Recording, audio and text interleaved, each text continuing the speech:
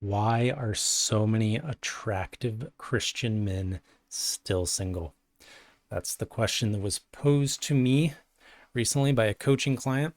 She had moved to the Dallas Fort Worth area. She had gotten on Hinge for the first time and she was blown away.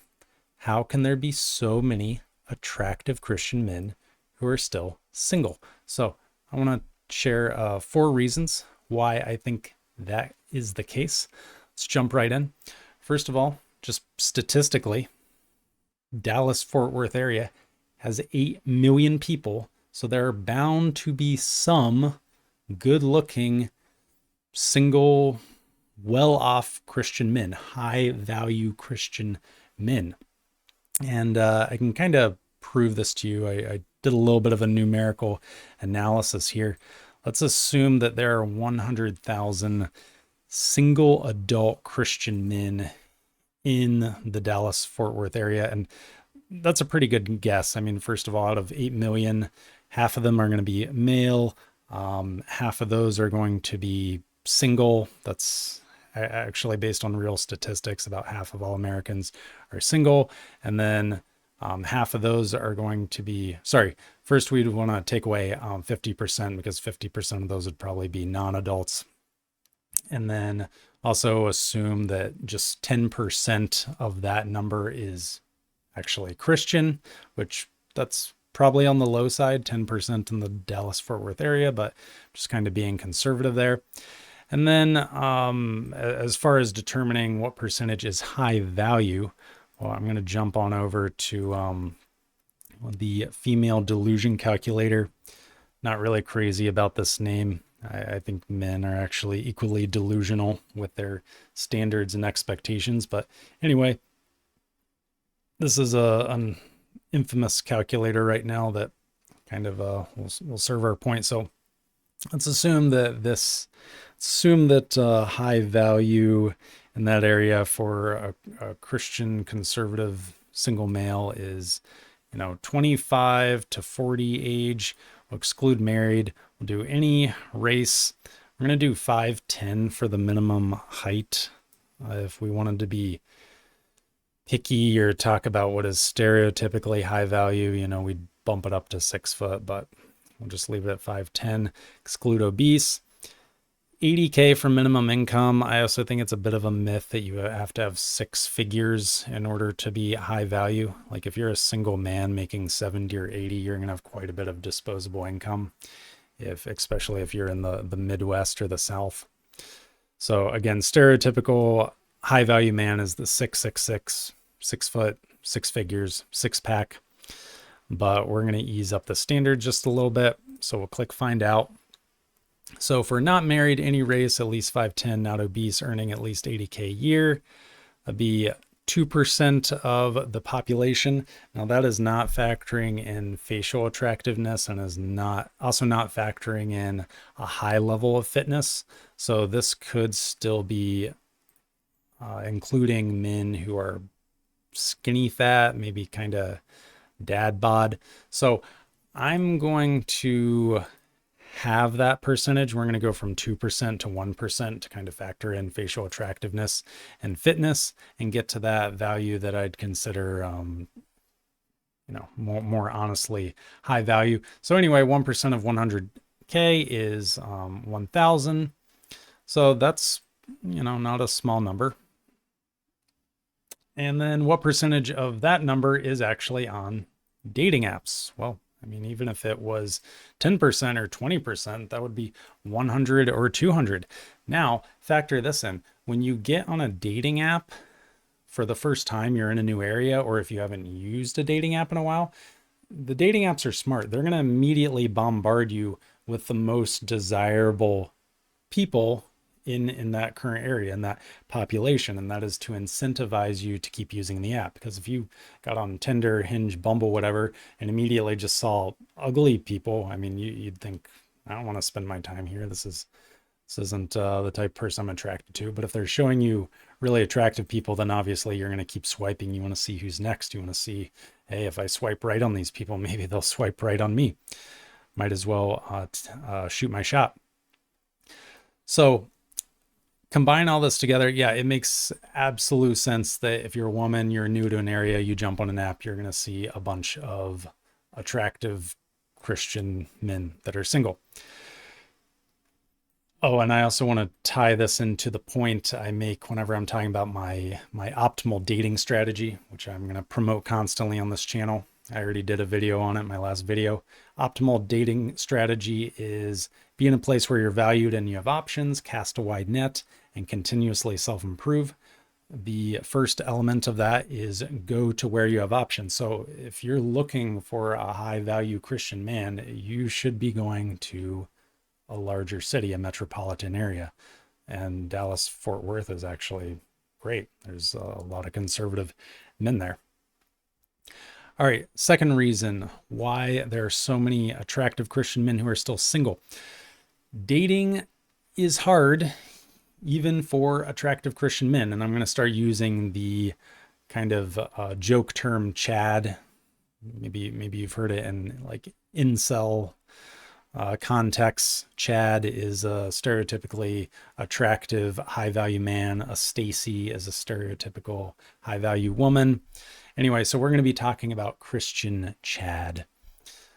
So dating can be hard even for Christian Chad. Christian Chad, just like Christian Stacy, is drowning in options. And when you're drowning in options, it's easy to get grass is greener syndrome.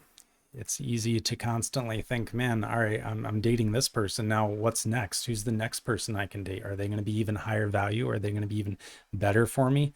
And so you can get into this dangerous spot if you're high value, if you have a lot of options, where you are always afraid that you might be settling.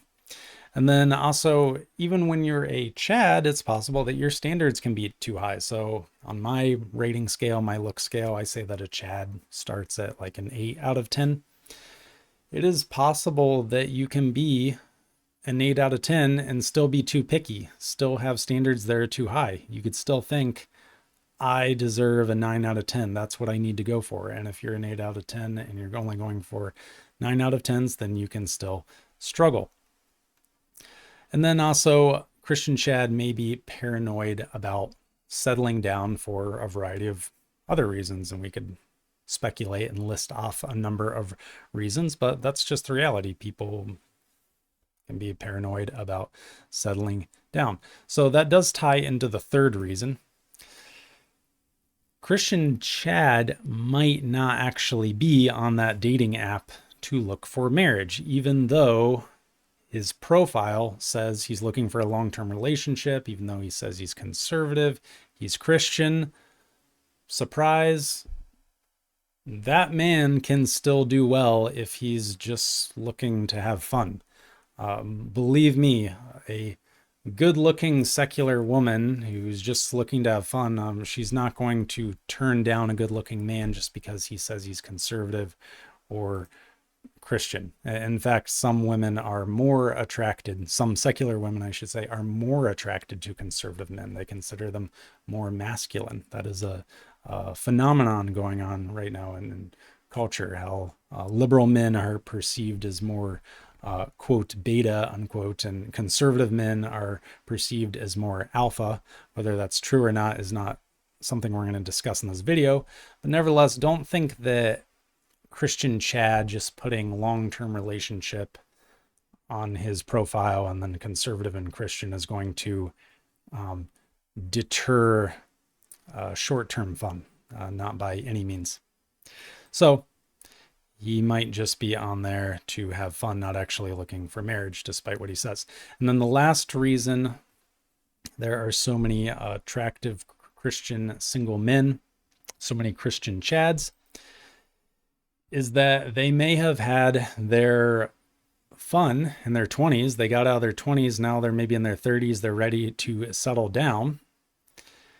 And sure enough, when I told this woman that she shouldn't be surprised if a lot of these men are in their 30s, she affirmed to me immediately, yeah, most of these men are in their 30s. So basically a lot of this population is, or I don't know what percentage, and I don't want to judge anyone in particular, but there's a very good chance that this population of attractive single Christian men, they've had their fun.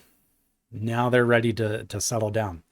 And this ties into conversation of, well, when is the ideal age for a Christian man, an attractive Christian man, to get married, or any Christian man to get married, so that he avoids temptation? That's not the purpose of this video either. But again, the men who decided to have fun in their 20s and then settle down in their 30s, well, it's very possible that they're going to be on the apps looking for a long-term relationship. Now, that kind of goes into the topic of consequences. There's some of you that might be thinking, no way, Christian Chad, he would know better. He would know he can't play the field in his 20s and then just jump on an app in his 30s, find his dream Christian wife or whatever. And this is where I have to share some hard truths with you. This is part of the reason I created this channel, because I noticed that some of these realities aren't being talked about openly or candidly within the Christian dating sphere. The reality is that there aren't many consequences at all for sexual sin for Christian Chad. Now, obviously, in an extreme case, he could have gotten a bad STD like AIDS. That's pretty extreme. Or he got someone pregnant before he intended. Again, that's also preventable. STDs and pregnancy, that scare, that kind of form of consequence, that's really pretty minor. That's not of great significance. What I think is of more significance, or more relevant, or more on the minds of a lot of Christians, is this idea that, well, yeah, since he's played the field, he's revealed something about his character, and therefore, a Christian woman who meets him then when he's in his 30s, she's going to be thinking, well, maybe he's not actually repentant, maybe he hasn't changed his ways, etc. Because that's how he'll be portraying himself, obviously, if he's started looking for marriage. And again, the hard truth is no, that's not really going to be a consequence. Being good looking covers a multitude of sins. I'm not saying it should be that way. I'm not saying I condone this. I'm just saying that is the way it is. Christian Chad is not going to have any issue whatsoever pulling some beautiful, even virgin, pure, I don't think that virginity is actually tied to purity. That's another discussion. But he's not going to have any trouble pulling an attractive, quote unquote, pure Christian wife, even after he's played the field in his 20s. So that concludes the 4 reasons why there are so many single attractive men on dating apps. If you liked this video, then please subscribe to the channel, because we have more content coming on the topic of dating apps. We're going to be looking at the best dating apps for Christians, and I've looked at all of them pretty much. What actually makes a compelling dating profile, what really matters, cutting through the fluff, proper expectations when using dating apps, especially as it relates to men, what to expect if you're of a certain attraction tier, and then also how to use apps without experiencing burnout, or what is known as dating app fatigue. So if you enjoyed this video, please subscribe, like, tell a friend. And then if you're interested in coaching with me, if you want to get an assessment from me on your dating situation, or just talk about the Christian dating sphere so you can understand it better, check out the description for info on how to contact me. And you can also see my free dating and self-improvement guide. So thanks for watching, and we will see you in the next video.